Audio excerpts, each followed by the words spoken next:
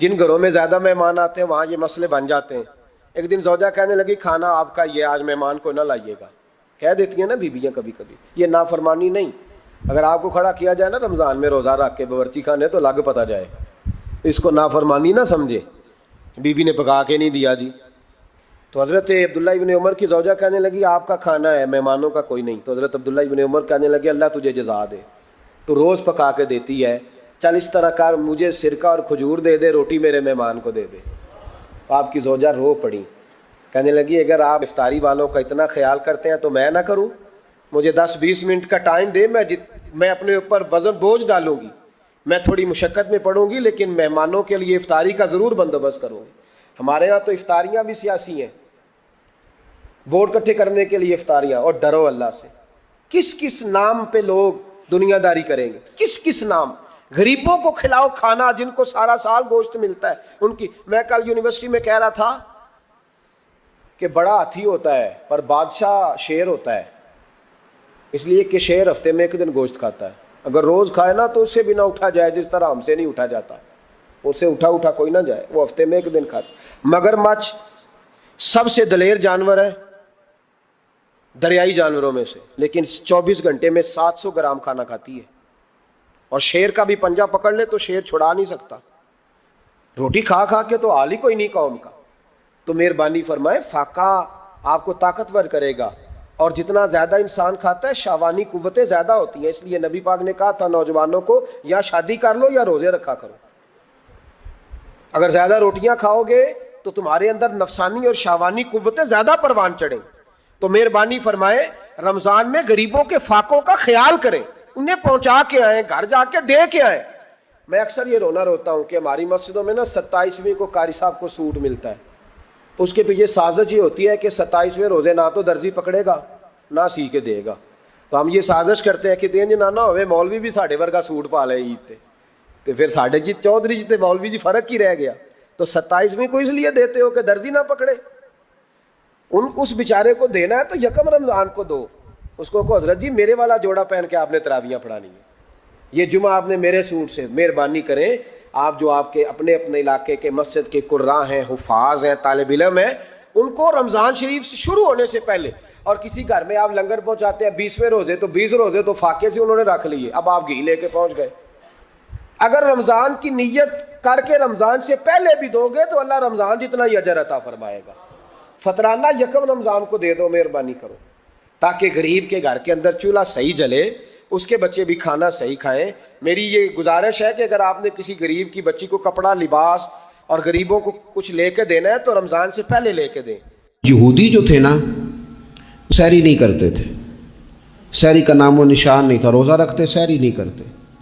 تو نبی پاک صلی اللہ تعالی علیہ وسلم نے فرمایا ہمارے اور یہودیوں کے درمیان فرق ہی سحری کا ہے. اور نبی پاک صلی اللہ تعالی علیہ وآلہ وسلم نے فرمایا سحری کھایا کرو, سحری کھانے میں برکت ہے. اور اگلی بات سننی آپ نے تو خوش ہو جانا ہے, سحری کو معمولی نہ سمجھے, سحری کرنا عبادت ہے. ہاں آپ مت سمجھیں کہ میں روٹی کھا رہا ہوں, یہ تو میرے سامنے دہی رکھا ہوا ہے, یہ تو سالن رکھا ہوا ہے, یہ تو اچار رکھا ہے, تو چپاتیاں رکھی ہیں. سحری کھانا عبادت ہے. آپ صبح اٹھے, آپ کی تو روٹین ہی اور تھی, تو 7 بجے کھاتے تھے, 9 بجے کھاتے تھے. یہ جو آپ صبح کھا رہے ہیں اٹھ کے سحری میں, اپنی مرضی سے تھوڑی کھا رہے ہیں, یہ تو کسی کے کہنے سے کھا رہے ہیں, یہ تو کسی کے بٹھائے بیٹھے ہیں. یہ جو سحری کا لنگر ہے یہ رب رسول کی رحمت کے ساتھ عطا ہوتا ہے, یہ کرم ہے, یہ اللہ رسول کے بٹھائے بیٹھے. کیا میرے رسول پاک صلی اللہ تعالی علیہ وآلہ وسلم نے بات کھولی ہے, ترغیب و ترہیب میں حدیث ہے, اللہ کرے یہ کبھی چسکا لگ جائے, یہ والا مزہ آ جائے, تو پھر تو گھر میں دسترخوان نہیں بچھا ہوا ہوگا, پھر تو رنگ ہی کوئی اور ہوگا. حضور فرماتے اللہ تعالی اور اس کے فرشتے سحری کھانے والوں پر رحمتوں کا نزول فرماتے ہیں. کھائی روٹی جا رہی ہے, پکا ہوا کھانا ہے, لیکن حضور فرماتے ہیں رب بھی رحمتیں فرما رہا ہے اور اللہ کے حکم سے فرشتے بھی رحمتوں کا نزول کر رہے ہیں, تاکہ درزیوں کا ریٹ کم ہو, وہ کام جو ہے وہ جلدی ہو جائے. اور میری گزارش ہے مسلمانوں سے کہ اپنے سارے کام رمضان سے پہلے سمیٹ لو. اتنے قیمتی دن دوبارہ نہیں ملیں گے جو زندگی میں رمضان دوبارہ سے آ رہا ہے. سارے کام پہلے کر لو. ہمارے ہاں تو آپ یقین کر لیں، نہ درزی تراویاں پڑھتا ہے، نہ کپڑوں والا پڑھتا ہے، نہ کاج بٹن والا پڑھتا ہے، نہ نلکی والا پڑھتا ہے. وہ کہتے ہیں جی راشی سارا ان دنوں میں. وہ جو آخری 10 راتیں ہوتی ہیں نا رمضان کی، حضرت عائشہ صدیقہ رضی اللہ تعالیٰ عنہ فرماتی ہیں حضور ہمیں نفل کے لیے نہیں جگاتے تھے، پر رمضان کے آخری 10 دن فرماتے اٹھو، یہ سونے کا ٹائم نہیں. اور ہمارا وہی ٹائم سارا بازاروں میں گزر جاتا ہے. وہ جو کچھ لینے کا وقت ہے، شب قدر تلاش کرنے کا وقت ہے، وہ سارا ہم بازاروں میں گزارتے ہیں. ہم انشاءاللہ تعالی رمضان کی آخری 10 راتوں میں شب بیداری کریں گے، محفل کریں گے، تلاوت کریں گے، تسبیح پڑھیں گے، جو ہم سے ہو سکے گا. مسجدوں کا رخ کریں، یہاں پہنچ سکتے ہیں تو یہاں پہنچ جائیں، لیکن اپنا وقت ضائع نہ کریں. کوئی ایسا کام نہ کرے کہ جس میں ایک لمحہ بھی رمضان المبارک کا ضائع ہو. آخری بات سنیں، رمضان میں ہم نے کیا کرنا ہے. سارا سال دین کے لیے کوشش کی ضرورت ہے. سارا سال ہم جب کہیں جا کے دین کی بات کرتے ہیں تو ہمیں ایسا لگتا ہے کہ یہ لوگ بیچارے ترس رہے تھے کہ کاش کبھی پہلے ہمیں بات سننے کو ملتی. دین کی بات کی ہر وقت ضرورت ہے. رمضان کے اندر لوہا گرم ہوتا ہے، کیوں بھلا؟ شیطان قید ہو جاتا ہے. پہلے جب دین کا کام ہوتا ہے تو دو قوتیں آپس میں لڑتی ہیں. ہم تبلیغ کرتے ہیں، ایک دوسرے کو پیغام دیتے ہیں. شیطان جواب کے اندر کیا کرتا ہے کہ جب ہم یہاں کسی آدمی نے بات کی یا سنی تو بڑا دل نرم ہو گیا، لیکن جب گھر گئے تو شیطان نے پھر وسوسہ ڈال دی. جاگ رہے نا آپ لوگ ماشاءاللہ.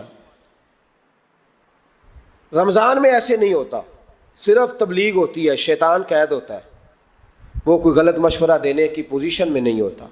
اب ہمیں کیا کرنا چاہیے کہ تبلیغ زیادہ کرنی چاہیے. رمضان میں درس زیادہ دینے چاہیے، درس زیادہ سننے چاہیے. زیادہ سے زیادہ جو بے نمازی ہے نا اس کو لانا چاہیے، جو روزہ نہیں نہ رکھتا اس پہ. ہمارے بزرگ بڑی ترتیب سے، ایک خواجہ گوہر الدین صاحب رحمۃ اللہ علیہ درویش ہوئے تو ان کے علاقے کا جو چودھری تھا وہ روزہ نہیں رکھتا تھا. حکمت کے ساتھ دین پھیلتا ہے. یہ بات جو بتانے لگا ہوں یہ باہر جا کے نہیں بتانی آپ نے، صحیح ہے؟ وعدہ ہے نا پکا؟ اللہ تعالیٰ آپ کو جزائے خیر دے. کچھ لوگوں سے یہ بات اس لیے کی جاتی ہے کہ ان کو پریشانی ہو جاتی ہے، کہتے ہیں جی ضرور ڈکیا ہے ضرور دس لیے باقی چاہے ولا تقرب حاضر شاجرا. بہرحال وقت نہیں مرنا اس پہ کوئی بات کرتا. خواجہ گوہر الدین صاحب کے علاقے کا چودھری نا وہ روزہ نہیں رکھتا تھا. تو آپ کہتے ہیں میں درخت کے سائے کے نیچے بیٹھا ہوتا تھا تو وہ صبح صبح ہل لے کے چلا جاتا، تو جب وہ واپس آتا نا دوپہر کو تو اس نے حقہ پکڑا ہوتا اور کش لگا رہا تھا. خواجہ صاحب نے ایک دن بلایا، کہتے چودھری تو روزہ کیوں نہیں رکھتا؟ اپنی بولی میں پنجابی میں کہنے لگا جی عورتیں جان چھٹ دیا، حقہ سیاپا میری جان نہیں چھڑدا، مینوں روٹی پانی دا کوئی نہیں، حقہ اگر مینوں نہ طلب کرے تو میں روزہ رکھ لاں. تو خواجہ صاحب کہنے لگے کان میرے قریب کر. اس نے کان قریب کیا، کہنے لگے کسی مولوی پیر کو نہ بتانا، میرے فتوے پہ عمل کر لے، تو نے سویرے روزہ رکھنا ہے، حقے کی چھٹی تجھے میں دے دیتا ہوں، حقہ پی لیا کر، روٹی نہیں کھانی، پانی نہیں پینا، کوئی اور مشروب نہیں لینا، حقے کی چھٹی. اس نے کہا جناب آپ ہاتھ میں لائے، پھر تو بات پکی ہو گئی، سویرے انشاءاللہ روزہ آگا، آپ دیکھیں گے. اللہ والے حکمت سے تبلیغ کرتے ہیں، وہ صرف دین بتاتے نہیں، وہ دین روح تک اتار دیتے، اتر جاتا ہے. یعلمکم الکتاب والحکمہ، دانائی کے ساتھ. کہا یہ تیرا میرا. کہا جناب آپ اتنے بڑے درویش ہیں، بات ختم ہو گئی. تو چودھری صاحب نے اگلے دن روزہ رکھ لیا حقے سمیت.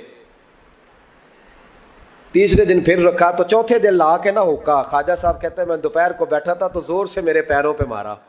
کہنے لگے میں کڈا پاگل ہاں، نہ کھانا نہ پینا، یہ ٹکر تو بغیر سر سکتا ہے تو حقے تو بغیر بھی سر جاتا ہے. اے پہ آج حقہ، میں اس کو بھی نہیں پیوں گا آج کے بعد، چھٹی ہو گئی. اگر روٹی تو بغیر ٹائم لگتا ہے تو حقے تو بغیر بھی. میرے ساتھ ایک حاجی صاحب 40 دن کے لیے گئے تھے ارمین شریف حج کرنے. ایئرپورٹ پہ انہوں نے سگریٹ لگا لیا تو میں نے کہا صاحب اس کو چھوڑ کے دیکھے بھلا کیا ہوتا ہے. 40 دن میرے ساتھ واپس رہے. کہنے لگے اللہ جانتا ہے حضرت جی کچھ بھی نہیں ہوا، ایسے ہی مصیبت. تو بھائی کچھ بھی نہیں ہوتا، آپ تھوڑا سا دیکھیں کون آدمی نہیں رکھتا اس کو سمجھائیں، حکمت کے ساتھ سمجھائیں. اسی طریقے سے یہ جائز نہیں ہے، ویسے روزہ رکھ کے حقہ پینا جائز نہیں. انہوں نے اس خاص آدمی کے لیے حکمت بیان کی تھی. میں نے پہلے عرض کیا ہے کہ چیز کو اس کے مقام پر لینا چاہیے، مقام سے آگے پیچھے نہیں کرنا چاہیے. تو یاد رکھیں حکمت کے ساتھ، جو لوگ نماز نہیں پڑھتے انہیں قائل کریں، جو عورتیں پردہ نہیں کرتی ان عورتوں کو قائل کریں. ان پر ضرور آپ جو ہے وہ توجہ فرمائیں. ہم تھوڑی سی کوشش کرتے ہیں رمضان المبارک میں، جیسے کہ میں نے کہا ہم کوشش کرتے ہیں کہ دین کا کچھ کام زیادہ کیا جائے. اگر آپ کو روزہ رکھ کے نیند آتی ہے تو مجھے بھی بڑی آتی ہے، بڑی نیند آتی ہے. اور آپ حیران ہو گئے کہ گرمیوں کے روزوں میں جب 1 گھنٹہ سویرے تقریر کرنی ہوتی ہے تو گلا خشک ہو جاتا ہے، بس ہو جاتی، لیکن ہم سمجھتے ہیں کہ ہماری اوقات نہیں، تو اللہ کا کرم ہے کہ اس نے دین کے کسی کام لگا دیا ہے. تو ہم کہتے ہیں اگر مزدوری کرنی پڑے کسی کو تو وہ بھی تو بیچارہ کرتا ہے نا. تو انشاءاللہ تعالی یہ 9واں سالانہ ہمارا درس قرآن ہوگا. 9 سال ہو جائیں گے جب ہم ہر سال فجر کے بعد درس قرآن دیتے ہیں. اس دفعہ میرے لیے ذرا زیادہ مشکل تھی. مجھے پورے ملک سے لوگوں نے کہا کہ 5 دن ہمارے پاس، 4 دن اس شہر میں، 3 دن اس شہر میں. اس میں مجھے کچھ بہتریاں بھی نظر آ رہی تھیں. کچھ اس پہ ہم نے مشاورت بھی کی کہ 4 دن کے مختلف شہروں میں درس رکھے جائے. پھر میرے کونے سے ایک آواز آئی دل کے کہ سارا سال ہم گھومتے ہیں لیکن یہ 1 مہینہ جو ہے یہ اپنے شہر میں ہی بتانا ہے، یہی رہنا ہے. انشاءاللہ باہر سے بھی لوگ آتے رہیں گے. آپ سے میری اپیل ہے کہ آپ میزبان ہیں، آپ صبح وقت پہ وہاں پہنچیں، ٹائم پہ آئیں اور دوسرے آنے والوں کا استقبال کریں. الحمدللہ ہزاروں لوگ اس میں شریک ہوتے ہیں. اس دفعہ بھی حسین معراج ہال میں درس قرآن ہوگا انشاءاللہ تعالی. تو روزے کا معنی رکنا ہے. روزے کا معنی بولیے، روزے کا معنی رکنا. کس سے؟ جھوٹ سے، غیبت سے، بدی سے، بدنگاہی، کھانے پینے. روزہ کس پہ فرض ہے؟ امیروں پہ کہ غریبوں پہ؟ جی کہنے نے میں میرا تو کام ہی محنت مزدوری والا، میں کیسے روزہ رکھوں؟ میں تو دیہڑی لگاتا ہوں تو روزہ کیسے رکھوں؟ میں نے نہیں کسی حدیث میں پڑھا کہ روزہ وہ رکھے جو دفتر میں بیٹھتا ہے. صحابہ کے زمانے میں تو دفتر ہوتے ہی نہیں تھے، کسی جگہ نہیں لکھا ہوا روزہ وہ رکھے گا جو اے سی میں بیٹھتا ہے. تب تو اے سی تھے ہی نہیں.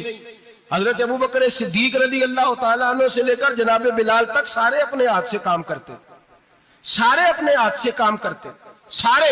حضرت عمر فاروق رضی اللہ تعالیٰ عنہ خلیفہ وقت ہونے کے باوجود مال غنیمت کے اونٹ چڑھنے جاتے تھے تو چراگاہ میں چھوڑنے میں جاتے تھے، لینے بھی آتے تھے واپس. سارے لوگ اپنے ہاتھوں سے مشقت والے کام کرتے. حضرت بلال مزدوری کرتے، سلمان فارسی مزدوری کرتے، مقداد مزدوری کرتے، صحابہ مزدوریاں کرتے، روزے رکھتے. اور رمضان کے جانے کا وقت ہوتا تو در رسول پہ کھڑے ہو کے عرض کرتے محبوبہ دل نہیں بھرا، دل کرتا ہے کبھی رب سارا سال ہی روزے عطا کرے، سارا سال رمضان دے تو ہم سارا سال روزے رکھنے کو تیار ہیں. جذبہ تھا، طاقت تھی، ہمت تھی. آج نوجوان لڑکا ہے کہتا ہے مجھ سے بھوک برداشت نہیں ہوتی.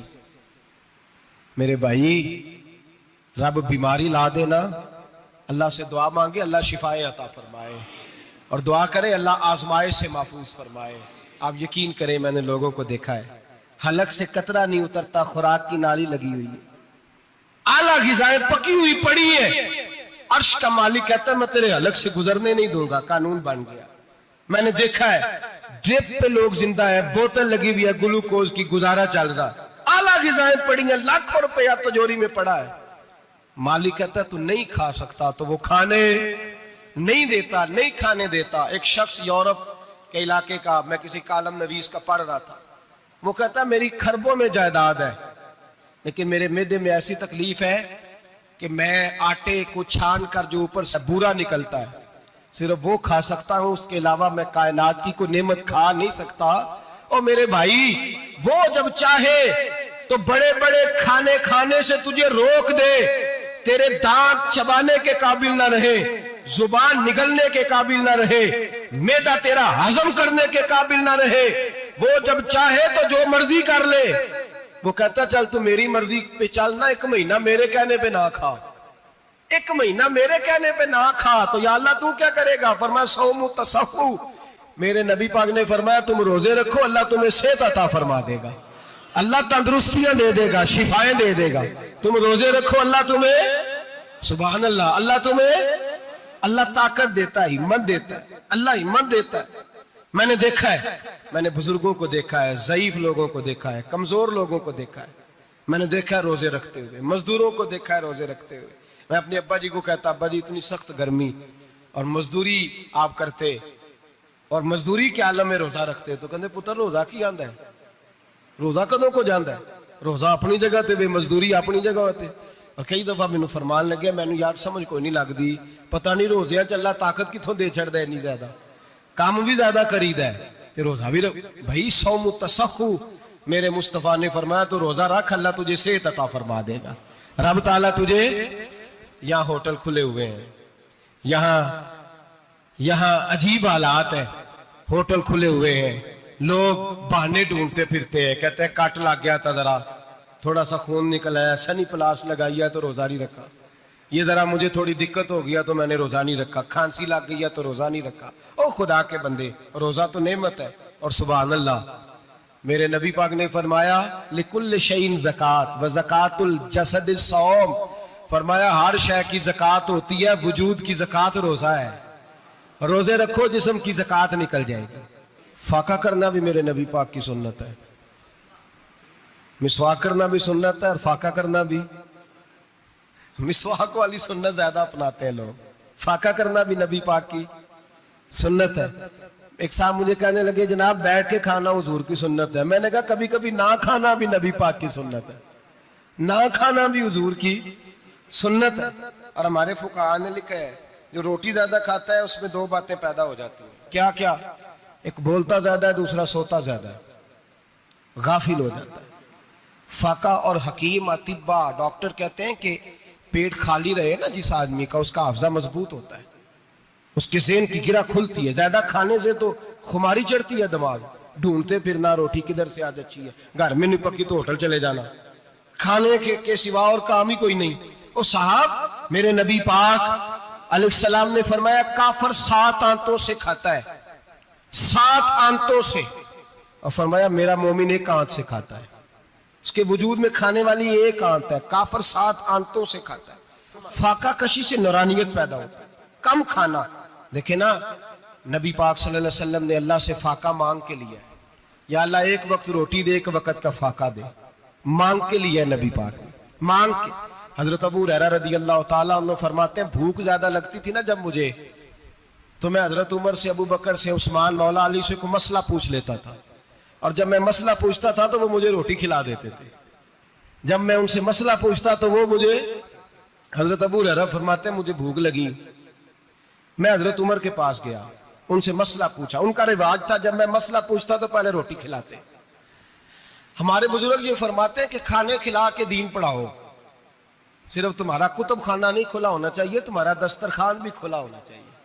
کسی نے نبی پاک صلی اللہ علیہ وسلم سے پوچھا تھا بہترین مسلمان کون ہے؟ حضور نے فرمایا جو سلام لینے میں پہل کرے اور روٹی زیادہ کھلائے. جو روٹی ہر وقت فکر کرے آ یار تو روٹی کھا لے, روٹی کھانے کی طرف توجہ دلائے. کھلانا سنت ہے, زیادہ کھانا اس میں بھی فرق رکھے. تو نبی پاک صلی اللہ علیہ وسلم کے صحابی حضرت ابو ہریرہ رضی اللہ تعالیٰ عنہ فرماتے ہیں میں نے حضرت عمر سے مسئلہ پوچھا. میں نے کہا حضور مسئلہ بتائیں, تو کہتے پہلے ان کی عادت تھی جب میں مسئلہ پوچھتا تو روٹی بھی کھلاتے. آج انہوں نے مسئلہ ہی بتایا ہے, روٹی کوئی نہیں کھلائی. تو مجھے کہنے لگے ابو ہریرہ تو سوچتا ہوگا روٹی نہیں اس نے پوچھی, تو نے کب سے کھانا نہیں کھایا؟ میں نے کہا صبح سے. تو جناب عمر کہنے لگے میں نے کل صبح سے نہیں کھایا. چل ابو بکر صدیق کے گھر مسئلہ پوچھتے ہیں. کہتے جناب صدیق اکبر کے دروازے پہ گئے, جا کر کے ان سے مسئلہ پوچھا. ان کی بھی عادت تھی جب کوئی مسئلہ پوچھنے جاتے تو دسترخوان بچھا لیتے, کہتے آؤ روٹی بھی کھلاتا ہوں مسئلے بھی بتاتا ہوں.